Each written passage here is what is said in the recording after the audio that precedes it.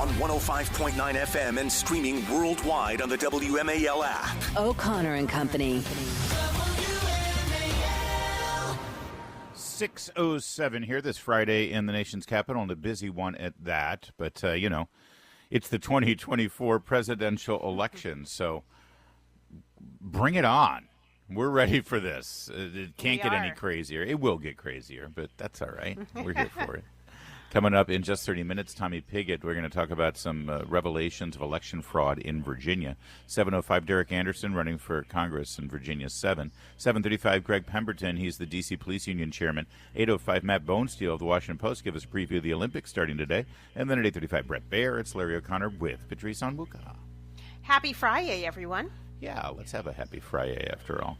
All right, so as I mentioned, we're going to speak with Greg Pemberton. We're going to talk about what happened in D.C. this week. These would be the pro-Hamas, pro-terrorist. We're told they were protests, but they got pretty ugly.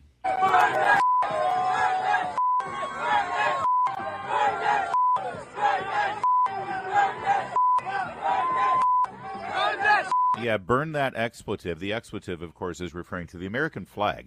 The American flag that they stole from Union Station. I know people like to celebrate the fact that in America you have the freedom to burn the flag, which we can debate another time.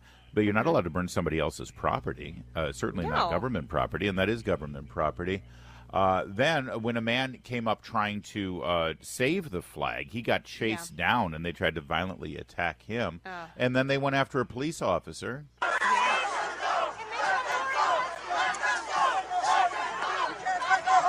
After the police officer arrested somebody for breaking the law.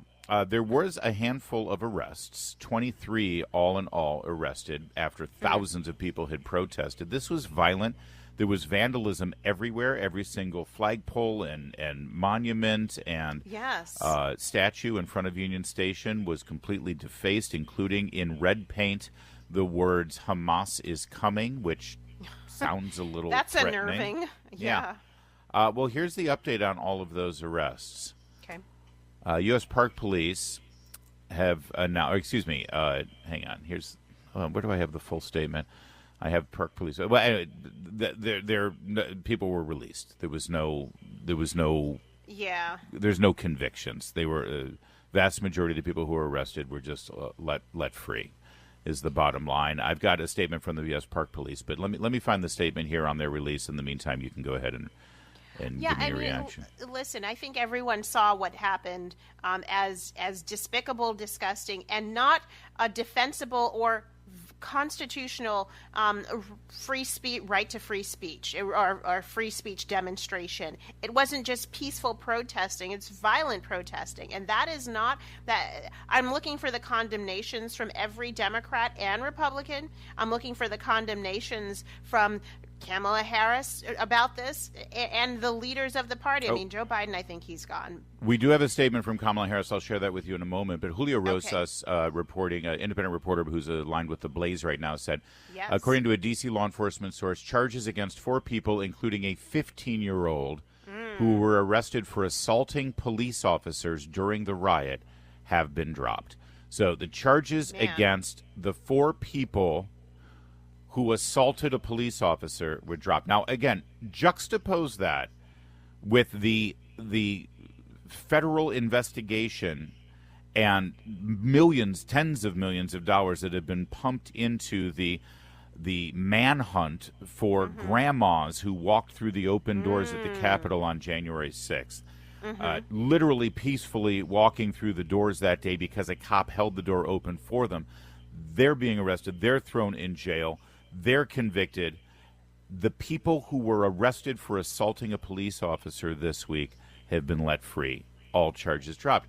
And if you're outraged by that, there's a reason. They want you to be outraged. They don't care. They're putting a thumb in your eye. They know full well how despicable that is, and they know you can't do anything about it. And this is why people's blood starts to boil. According to D.C. Park Police said that they didn't have enough staffing or resources to manage the protests. If only they had known these protests were coming, they would have been able to ramp up. But, well, wait, they did know the protests were coming. And if they weren't prepared for it, well, that was a deliberate decision by someone just like deliberate decisions were made by someone at the Secret Service to not give the full complement of law enforcement needed for an event like this. Well, listen, if you are protesting, you have to go through the city's National Park Service to get permission. I've gone through that process before, and absolutely, the police would have known. The National Park Service police would have known that this was happening, and so it rings hollow when you have the statement from the Keith Spencer, the chairman of the U.S. Park Police Fraternal Order. So the Park Police. Saying, hey, listen, our officers were doing everything they can. They were on the ground trying to protect property and life. We just had insufficient support, and that led to insufficient arrests. Right. So who funds the park police? The federal government funds the park police. Who's in charge of the federal government right now? That would be the Biden administration. What budget are we working on right now for the park police? That would be Nancy Pelosi as Speaker of the House. This is the party of defund the police. So as they pump billions and billions and billions of dollars into the Green New Deal and hundreds of billions of dollars trying to create 8 charging stations for electric vehicles that aren't necessary, they have defunded the police. See, there's no defund the Green New Deal movement. They have plenty of money. But the defund police movement, they've got a lot of political clout, and therefore the park police were defunded. That's why they didn't have the resources. They have resources for anything they want to do if it's a Nancy Pelosi, Joe Biden pet project. And funding law enforcement is not a pet project of the Democrats. Do you want to hear what Kamala Harris had to say about the violence? Absolutely. Yesterday at Union Station in D.C., we saw despicable acts by unpatriotic protesters and dangerous hate-fueled rhetoric. I condemn any individuals associating with the brutal terrorist organization Hamas, which has vowed to annihilate the state of Israel and kill Jews. Pro-Hamas graffiti and rhetoric is abhorrent, and we must not tolerate it in our nation. Don't be fooled by this, you guys. First of all, it's a written statement put out on social media. You really feel strongly about this, you take to the microphone. That's had a moment. You had a moment yesterday after meeting with Netanyahu to condemn Hamas, and she didn't condemn the dirtbags here in this country who support Hamas. Don't be fooled by this. Up until yesterday when she delivered this statement, every time she was asked about these protesters who aid and abet Hamas, she has talked glowingly about them, about how she admires their leadership and admires their passion.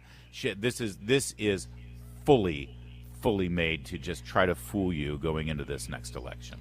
Well, and, she condemns. Why doesn't she call for their arrest, prosecution, and jail time? Yeah. What about the bail reform and, bailout efforts that she tends to raise money for, which very likely these protesters could be getting, their bail and their legal representation paid for. So, she speaks out of one side of her mouth, but her actions speak louder than her words on this. Yes, ma'am. It's 6:15. WMAL. Making sense of the news. Live from the Home Paramount Pest Control Studios. Home Paramount, the leader in pest control since 1939. I don't know if you saw this viral video or not, but there is one kind of really nice story, a coda to this violent disruption on Thursday night at Union Station. Again, I want to reiterate, this was more than a protest. This was an angry, violent, destructive mob who violently attacked a police officer and other citizens who were counter-protesting them, who stole the American flag from the flagpoles, the majestic flagpoles in front of Union Station, burned them, and then, this is the key, after spray painting Hamas is coming in red spray paint all over the beautiful American monuments there in front of Union Station, they then took Palestinian flags and ran those up the flagpole. That's symbolism of a conquering invader. It is. I'm not trying to be hyperbolic or try to, poke anybody with language like that. I'm being factual. When you remove a flag from a flagpole at a sovereign nation and replace it with your flag and your banner, you are symbolically conquering that country. That's the imagery that these dirtbag, pro-terrorist, anti-Israel, anti-Semitic, anti-American protesters were engaged in. And no one's going to jail, Patrice. No one's going to, No, go ahead. No one's going to jail. I'd like to also follow the money track. How did these protesters who pulled up in nice air-conditioned buses, where does that funding come from, and who's supporting it? But look into Act Blue if I were you. And George Soros. But I mean, I think the larger point you're raising is that you're seeing kind of like an occupation, right? Yeah. These people, and many of them are not just of Palestinian or Arab descent. These are a lot of folks who are, think that they're aligning themselves with this movement, and they're doing something good, or they're just paid to be there. It was a combination of paid protesters and federal government employees, I'm guessing, and children of very wealthy D.C. lawyers on K Street. But let me give you the good news here. Representative Brandon Williams of New York was driving by Union Station after the speech. It was nighttime. He was heading home, and he knew what had gone on. He looked outside the Union Station, and the flagpoles were still without Old Glory. He said the flag hadn't been restored yet. So he called up a few fellow members of Congress, Speaker Johnson, a bunch of Navy vets, Marine vets, including Dan Crenshaw, including Derek Van Orden, and they all gathered over there. Of course, one of them had some American flags with them because they're patriots. They went there and they erected the American flag themselves. They took it upon themselves that night, and the video's out there. It's very cool, actually, to see. Derek Anderson, also, who's going to be joining us later in the program, he is a veteran, too. He's running for Congress. He went out there and delivered a statement as well. But, there are small moments like that that actually make you feel good about some of the members of Congress who actually care about things like this. It's why they're there, I would think. The House because Speaker symbolism matters. Of course it does. There's a reason why we have flags and flagpoles. Yes. Trust me, the symbolism matters to the dirtbag pro-terrorists because they thought it was important to fly their Palestinian flag. Johnson said on X after this, said, "Tonight we righted their wrong. American flags once again flying over Union Station. We will not let the terrorist mob win." They also said the Pledge of Allegiance. So why didn't a Democrat, just one single member of the Democrat caucus in the House, do that? Why? If I told you, hey, these pro-Hamas terrorists ripped down the American flag, burnt it, and then flew a Palestinian flag in front of Union Station, but some members of Congress stopped and they replaced the American flag. If you had to put every penny of your wealth into a bet, what party were the congressmen who put up the American flag and restored it to where it belongs? Would you even for a second hesitate and think, oh, it was the Democrats? Of course. No, obviously it was the Republicans. And frankly, that's more than you need to know about where this leadership is. Yes. That tells you everything. I mean, I think there still are a few Democrats, very few, who still really, truly have not turned their back on America from a policy standpoint and from just a messaging standpoint. Yeah, but they weren't there Thursday night. They weren't there. Or they could have even... They could have even come back the next day and said, you know what, we're going to come to and stand in solidarity and also put our hands over our chest and recite the Pledge of Allegiance in front of this flag because we, too, stand with our Republican brothers and sisters on this one. So, I'm not looking for them to do much other than, and I'm not looking for them to come out of the shadows because there is a dark shadow cast over the Democratic Party right now by this anti-Semitism. Yeah, it's funny, back in the day, there were a handful of Democrats. Joe Lieberman would have gone out there and done that on his own. And you can argue, they would have just done it for their own political purpose or whatever. And so what? I don't care. Even if you're doing it for just politics, it's the right thing to do. Oddly, strangely, ironically, back in the day, it would have been Senator Joe Biden. If there were cameras there, trust me, Biden would have shown up. And he would have been one of those guys who pretended to care about this stuff. But, he's been completely overtaken, as you know. He is beholden to, let's be clear, he and Kamala Harris and the Democrat leadership, all under the guidance of Barack Obama, who has recreated this party in his own image, are beholden to those who are on the side of the protesters and not on the side of the congressmen who would restore the American flag. Don't believe me? Just ask them where they stood during the Colin Kaepernick escapade. Oh, you mean where they kneeled? Yeah. It's 6:23. Now On 105.9 FM and streaming worldwide on the WMAL app. O'Connor and Company. All right. Good morning. It's 6:37, News Talk 105.9 WMAL, making sense of the news. Good morning, Larry. Good morning, Patrice. And it's Patrice Onwuka this Friday morning. Let's get right to our first guest of the morning. We've got Tommy Pigott for the RNC Strategic Communications Director. He's here with an interesting story, a local story out of Blacksburg. Blacksburg Councilman Leon Watson charged with election fraud. So, Tommy, we'd love to hear more about this story. Welcome to the show. Hey, thanks for having me on. Good morning. So tell us, what is going on in Blacksburg? I mean, we've heard that all of the elections are free and fair, that there's been no fraud whatsoever, but that doesn't seem to be the case. Yeah, well, look, there's some indictments handed out by the grand jury on this case that have been reported. The state police has yet to release the specifics of the exact case, but they have to do with allegations of voter fraud. And ultimately, what's important about this is making sure that we have these systems and these safeguards in place. And unfortunately, what we see from the Democrat Party is that the Democrat Party opposes any sort of safeguard to make sure that our elections are secure. And the RNC and the Trump campaign is actively working to make sure that we have these safeguards in place, that we have an election system where when people go and vote, they can cast their vote with confidence.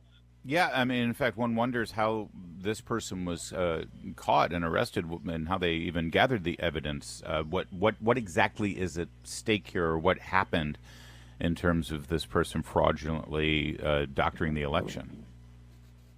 Well, look, again, the state police, at least according to the most recent reports, has yet to release the exact details of the case.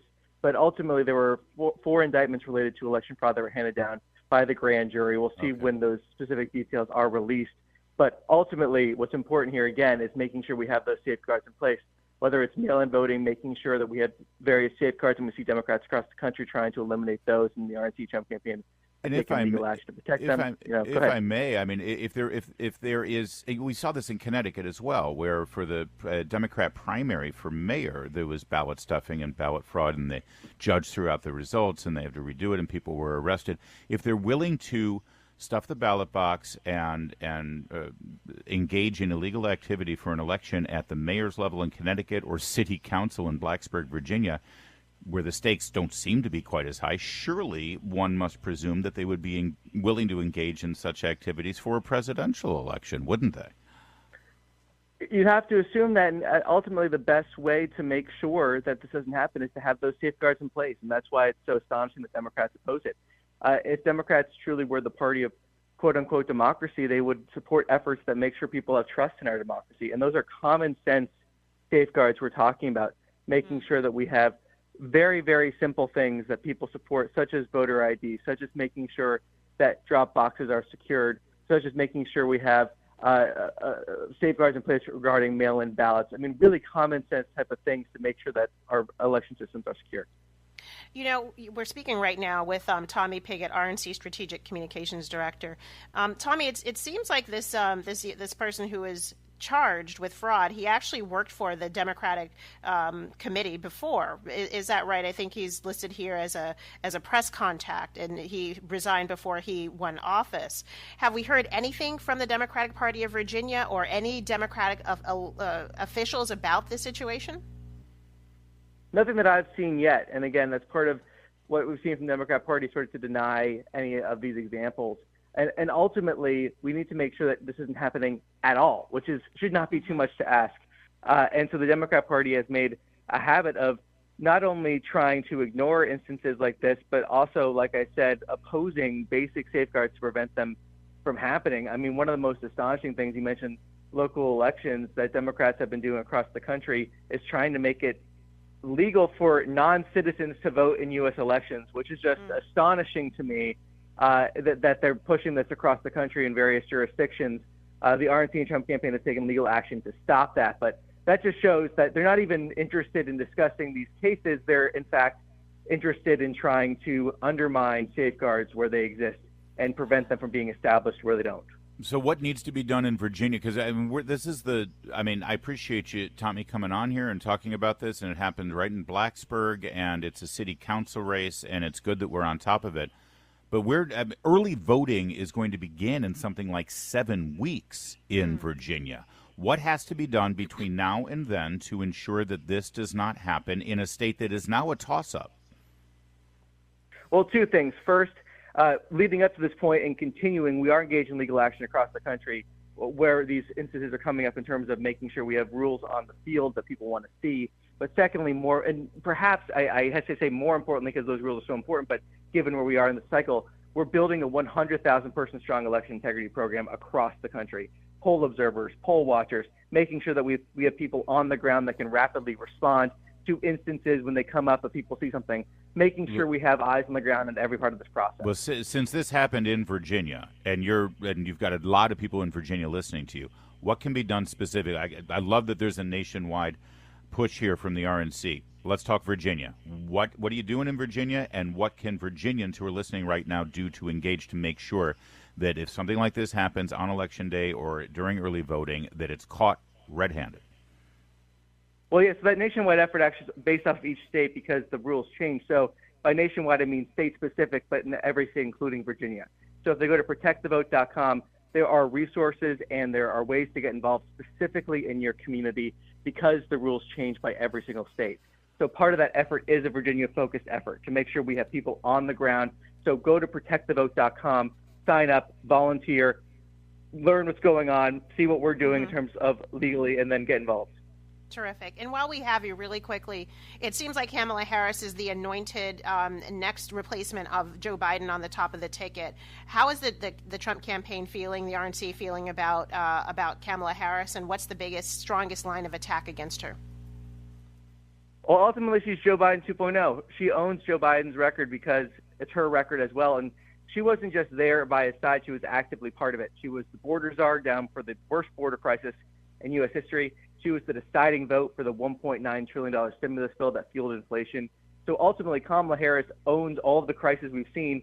And based off of her run in 2020, not only does she own these crises, she would make them worse, abolishing ICE, decriminalizing illegal border crossings. She is a dangerously liberal record. And the RNC and the Trump campaign is going to make sure the American people know it. Tommy Pigott, RNC Strategic Communications Director. Thanks, Tommy.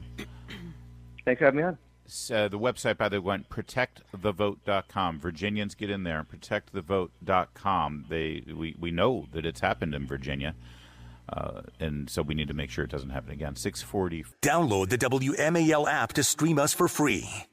Patrice, Kamala Harris, again, after attending the RuPaul drag show set, is now checking off all the other boxes she needs to do to ensure that she's got the money and power and organization of the Democrats in her corner. And, of course, that means kowtowing to the teachers' union. Now, let's be clear. This is the first presidential campaign since the teachers' union was caught red-handed strong-arming and muscling the Biden administration into keeping your kids home and out of the schools. And then once your kids were allowed to go back to school, it was the teachers union who forced masks on your little 5- and 6-year-olds and social distancing and all the other things. So here's Kamala Harris now, and I want you to hear what she has to say to Randy Weingarten and the teachers union about how she might hold them accountable and who's going to be in charge of a pending Harris administration.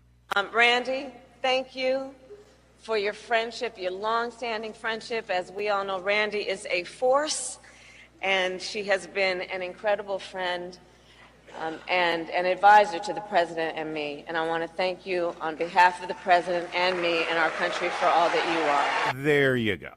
So this will be Randy Weingarten's president. She will, whether it's strings. She has a direct line right in. Whether it's strings like a marionette puppet or maybe a hand puppet, and you can do that imagery yourself. Kamala Harris is everything that Randy Weingarten wants. If the Department of Education, the Department of Justice, the Department of Health and Human Services, whatever Randy and the teachers union wants, they will get.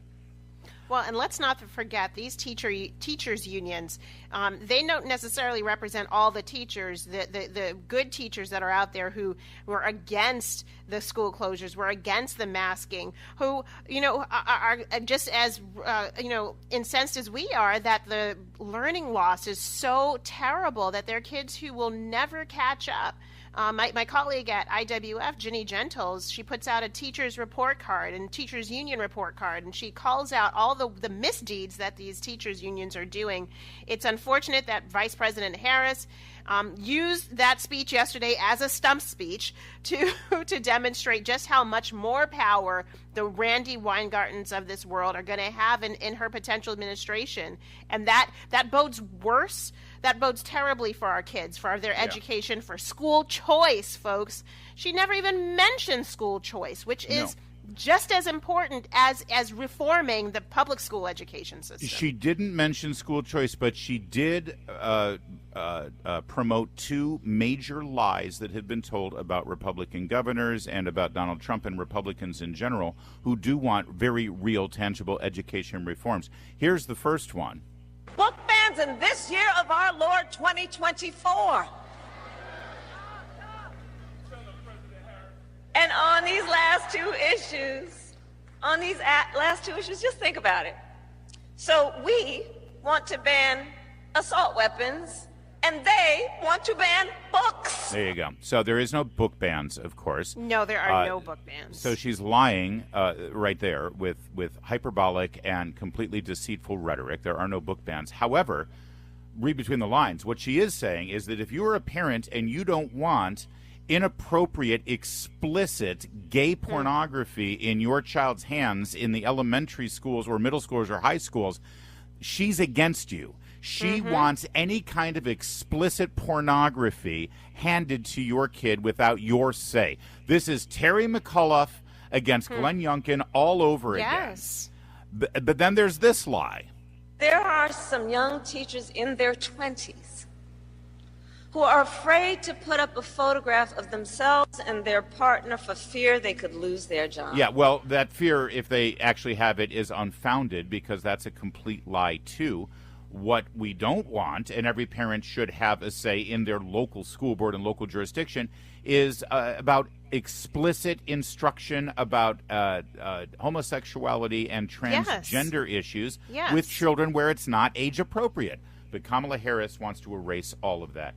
Kamala Harris wants the teachers to replace you as a parent in discussing intimate sexual issues with your children. And by the way, gay, straight, trans, whatever, as a teacher, your private life is private. You keep that at home. You don't bring that in the classroom. So, I don't care what picture she's talking about. It's inappropriate for teachers to be getting into their personal lives with their students, and I don't care at what age that is either. Just understand, Kamala Harris is a liberal San Francisco, California Democrat, and she agrees with every single policy and law in that state and how they've been running things into the ground. And that state, with her party and her pals, just passed a law that would put you in jail if you don't go along with what a teacher tells you you're supposed to do related to your child's gender. Just think on that and vote accordingly. It's 6:53.